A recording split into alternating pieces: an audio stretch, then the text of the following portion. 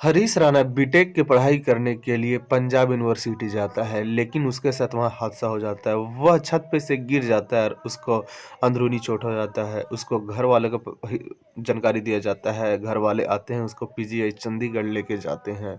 वहाँ कई दिन इलाज चलता है और डॉक्टर जब उसका पूरा जांच करते हैं तो घर वालों को बताते हैं कि अब यह पैरालिसिस रहेगा। यह नहीं उठ सकता है, नहीं कुछ कर सकता है, बस यह पलक ही झपका सकता है। लेकिन डॉक्टर यह भी बोले थे कि अगर मेहनत कीजिएगा, आप लोग अगर अच्छा से देखभाल कीजिएगा तो शायद इसमें रिकवरी आ जाएगा।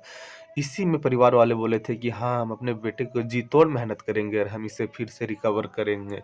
और डॉक्टर फिर इसके घर भेज देती है पेशेंट को बहुत दिन रखने के बाद, और वहीं एक हॉस्पिटल वाला सुविधा दे देती है। एक नर्स आती जाती है हमेशा काम करने के लिए, और ऑक्सीजन दिया जाता है, फुट पैम्प डाला जाता है, वगैरह वगैरह। हर बाईपास नली निकाला जाता है ताकि उस मरीज को सब बाईपास नली से काम होता रहे। लेकिन एक दिन 12.5 साल तक लोग उसके पीछे मेहनत देख के और रोज चिंता में रह के, रोज अपने बेटे को तकलीफ में देख के सुप्रीम कोर्ट जाते हैं और वहां अर्जी लगाते हैं कि मेरे बेटे के साथ क्या होना चाहिए।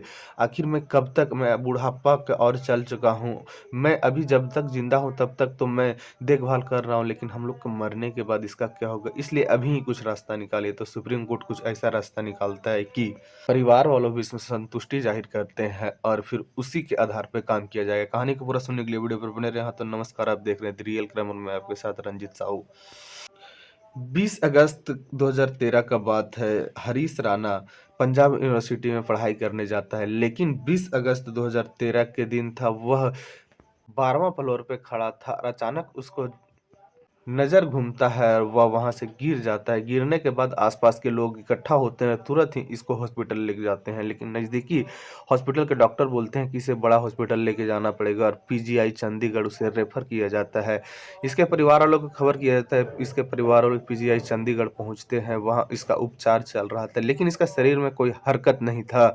बस यह आईसीयू में भर्ती था। उसका माथा में चोट लगा था और कंधे के पास चोट लगा हुआ था। डॉक्टर सारा जांच करते हैं तो इसके परिवार वालों को बोलते हैं कि अब यह पैरालिसिस रहेगा, बस यह बेड पे रहेगा, इसके शरीर में कोई हरकत नहीं रहेगा, इसलिए कि इसका दिमाग का नस में चोट लगा हुआ है और शायद रिकवर भी पूरा जीवन नहीं हो पाएगा। लेकिन हाँ, मेहनत आप लोग कीजिएगा तो शायद रिकवरी चांस है। उसके बाद कई दिन तो हॉस्पिटल में ही उपचार चलता है। जब हॉस्पिटल में कई लंबे वक्त तक लोग आते जाते रहते तो उन लोग को भी दिक्कत होता। तो डॉक्टर बोले कि आप इसे घर पे ले जा सकते हैं, इसे ऑक्सीजन टाइम से और फुट पैम्प वगैरह सब लगा दिया गया है, आप घर पे भी ध्यान रख सकते हैं और वहाँ मेहनत कीजिएगा तो शायद रिकवरी हो जाएगा।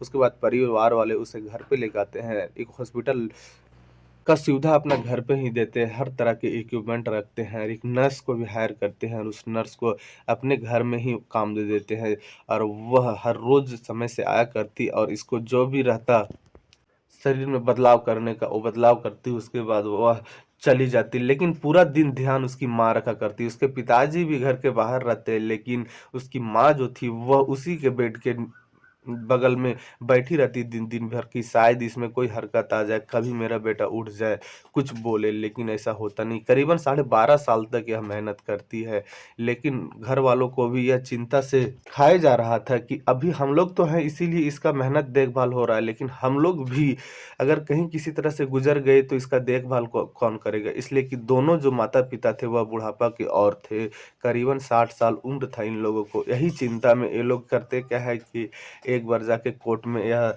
अर्जी लगाते हैं कि हमारा बेटा के साथ क्या होना चाहिए, यह इसमें कोई हरकत नहीं है, इतना दिन से हम लोग इसका देखभाल कर रहे हैं और हमारे जाने के बाद इसका देखभाल कौन करेगा, और हम चाहते हैं कि हमारे नज़र के सामने इसके साथ कुछ हो जाए ताकि हमें भी लगे कि भगवान का शायद यही मर्जी था। उसके बाद कई दिन तक यह कोर्ट में मामला चलता है। जज अपने आप में सोचती है, और इस तरह का मामला पहली बार गया था, इसलिए कि परिवार वालों का कहना था कि रिकवरी इसमें हो नहीं सकता, इसलिए कि 95% इसमें डैमेज है और यह कोशिश 12.5 साल से कर रहे हैं। तो यानी कि परिवार वालों का कहना था कि इसको मृत्यु ही दे दिया जाए। लेकिन इस तरह से अभी तक कोर्ट की तरफ से मृत्यु नहीं दिया गया था, जिससे कोर्ट के भी जज को फैसला लेने में थोड़ा वक़्त लगा, लेकिन सुप्रीम कोर्ट आखिर में 2026 में यह फैसला दे देती है कि हाँ, उसे इच्छा मृत्यु दिया जाएगा, उसे एक हॉस्पिटल लेके जाया जाएगा एम्स और वहाँ उसके अंदर